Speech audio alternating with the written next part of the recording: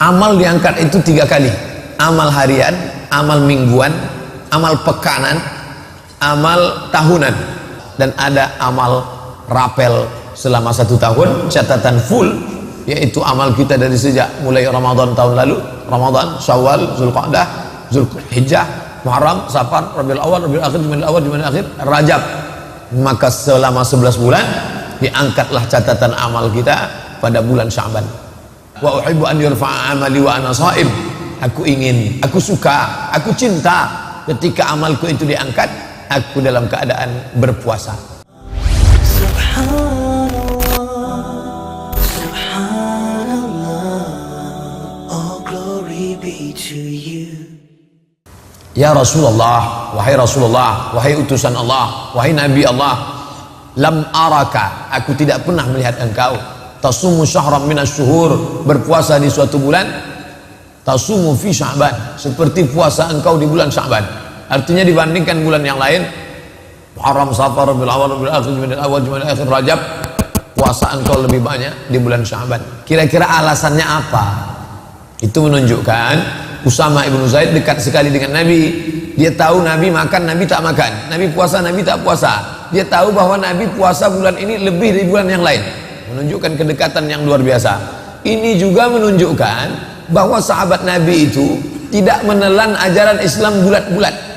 Nabi puasa, puasa ajalah, usah tanya-tanya, nanti banyak tanya Nabi marah masuk neraka. Yang tidak boleh banyak bertanya itu kalau pertanyaannya tidak ada alasan dan hanya untuk bertanya-tanya macam Bani Israel. Lembunya warna apa? Kira-kira sudah dipakai untuk membajak atau tidak? Kira-kira umurnya berapa? Pertanyaan yang tidak membawa kepada amal, pertanyaan skolastik, pertanyaan hanya untuk wacana saja, pertanyaan hanya untuk bertanya-tanya, mengetes-ngetes, menguji orang. Adapun pertanyaan yang efeknya berdampak kepada amal, ini menunjukkan bahwa antara Nabi dengan sahabat Nabi itu ada hubungan yang sangat erat. Sahabat Nabi bertanya, begitu mereka bertanya kepada Nabi, ya Rasulullah, aku lihat engkau puasa lebih banyak di bulan ini melebihi bulan yang lain. Kira-kira alasannya mengapa? Nabi pun menjawab. Apa kata Nabi? Dzalika syahrun yaghfulu anhun nas baina Rajab wa Ramadan. Itulah bulan yang banyak dilupakan orang. Dia terletak antara bulan Rajab dan bulan Ramadan. Bulan Rajab orang ingat. Kenapa orang ingat bulan Rajab? Karena bulan Rajab disebut dalam Quran, walaupun tidak secara teks, tapi secara isyarat ada. Inna iddatas syuhuri indallahi 12 syahran fi kitabillah. Sesungguhnya jumlah bilangan bulan di sisi Allah yang tertulis dalam kitab Allah ada 4, ada 12. Minha arba'atun hurum. Ada 4 bulan haram. Dijelaskan dalam hadis Zulqa'dah, Zulhijjah, Muharram, Rajab. Bulan Rajab semua orang ingat. Orang jahiliyah pun memuliakan bulan Rajab. Sampai-sampai mereka tidak mau membunuh bapaknya, membunuh orang yang membunuh bapaknya. Jumpa dia dengan pembunuh bapaknya, takkan dia hunuskan pedang. Kenapa? Karena ini bulan Rajab, bulan mulia, haram berperang. Bulan Ramadan semua orang tahu bulan Ramadan. Kenapa? Fihi lailatun khairum min alfi syahrin. Karena di dalamnya ada 1 malam kalau beramal lebih baik daripada 1000 bulan. Tapi ada 1 bulan yaghfulu anhun nas, banyak orang melalaikannya. Beramal di bulan yang dilalaikan orang, pahalanya besar. Beramal di saat waktu orang lain lupa, pahalanya besar. Contoh, malam semua orang tidur, wan nasu niyam, semua manusia tidur. Makanya pesan Nabi, wa tusalli fil laili wan nasu niyam. Salatlah engkau di tengah malam ketika orang sedang tidur. Karena beramal pada saat orang lalai itu pahalanya besar. Maka carilah ketika orang lalai. Ini amat sangat penting. Sekarang orang banyak melalaikan Allah di saat ini. Ini beribadah. Ini terisyarat, tertulis isyarat bahwa beribadah pada saat orang lalai keutamaannya amat sangat luar biasa. Ini keutamaan di saat beramal. Alasan yang kedua, kata Nabi SAW, bulan itu pada saat bulan yang orang lalai, bulan Sya'ban itu, apa dia? Allazi, yang pada saat itu yurfa'u fihil a'mal, turfa'u fi'il a'mal. Pada bulan itu diangkat catatan amal manusia. Wa uhibbu an yurfa'a amali wa ana sha'im. Aku ingin ketika ila rabbil alamin, turfa'u fi'il a'mal ila rabbil alamin.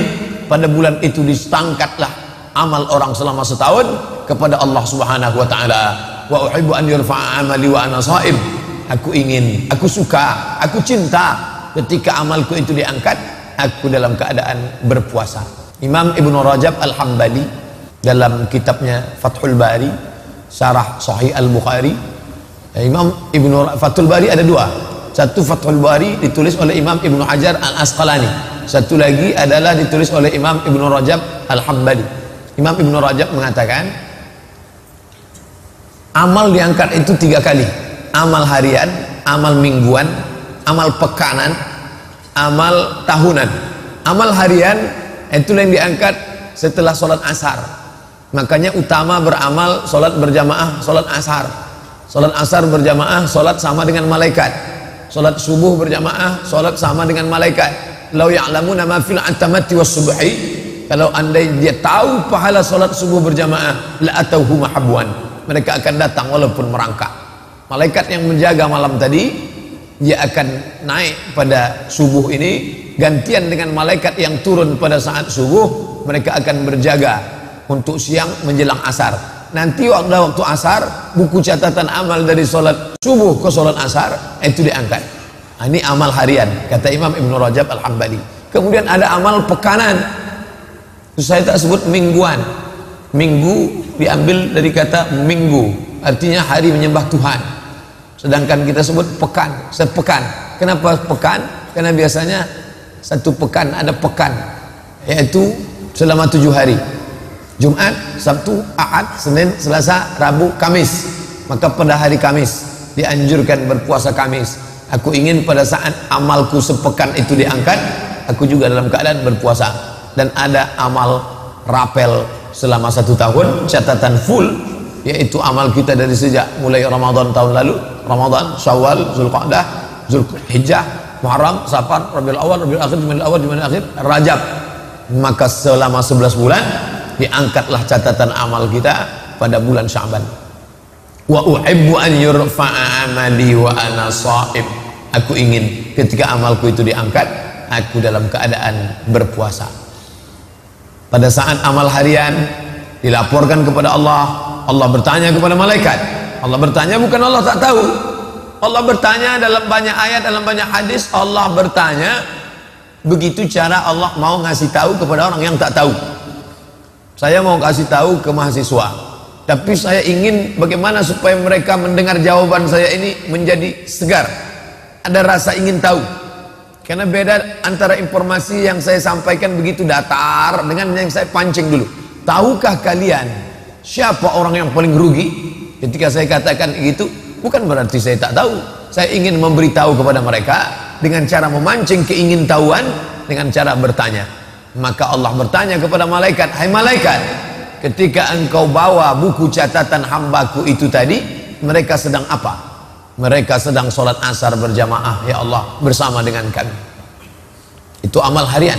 Amal pekan, sepekan. Ketika kalian bawa catatan amal hambaku itu 1 pekan, mereka sedang apa?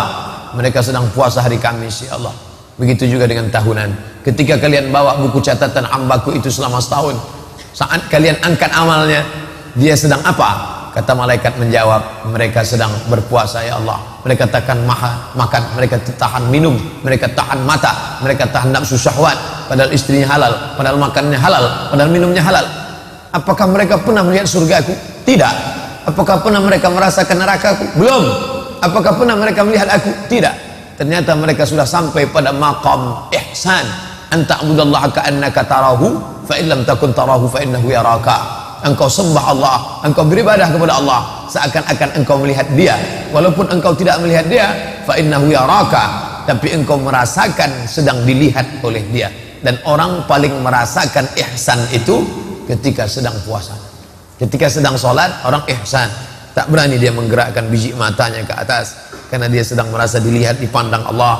Pada saat orang melaksanakan ibadah umrah, dia sedang ihsan, tak berani dia mencabut bulu hidungnya, tak berani dia mencabut rambutnya, tak berani dia mencabut duri di pokok kayu, tak berani dia membunuh binatang, karena dia sedang merasakan ihsan pengawasan Allah SWT. Maka pada saat puasa tak berani dia makan, tak berani dia minum, tak berani dia berpikir yang tidak-tidak, tak berani dia berkata-kata bohong, dusta, sia-sia, lara. Kenapa? Dia sedang berada dalam pengawasan Allah Subhanahu wa ta'ala. I've been waiting, I've been hurting, 'cause I've been falling. I need your help.